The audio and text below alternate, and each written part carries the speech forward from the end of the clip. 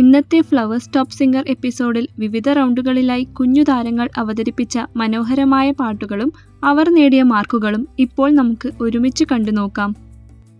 Retro rewind റൗണ്ടിൽ ദുർഗ അവതരിപ്പിച്ചത് മഞ്ഞണി പൂനിലാവ് എന്ന മനോഹരമായ ഗാനമാണ്. ഭാവത്തോടെ പാടിയ അവളുടെ അവതരണം സ്റ്റേജിൽ നല്ല അനുഭവമായി മാറി. ഈ പ്രകടനത്തിന് ദുർഗ നേടിയത് 96 മാർക്കാണ്. ലിറ്റിൽ ഏഞ്ചലായി ഇന്നെത്തിയത് ആദികേശ് ആണ്. ആദികേശ് അവതരിപ്പിച്ചത് വെള്ളാരം കണ്ണുള്ള വെള്ളിമൂങ്ങ എന്ന അടിപൊളി ഗാനമാണ്.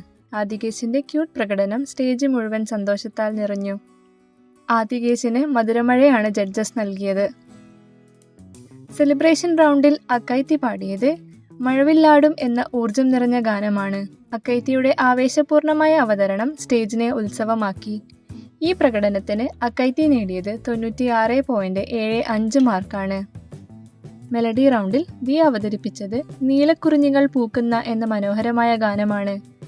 ദിയയുടെ ആത്മാർത്ഥമായ ആലാപനം ജഡ്ജുമാരെയും പ്രേക്ഷകരെയും ഒരുപോലെ ആകർഷിച്ചു.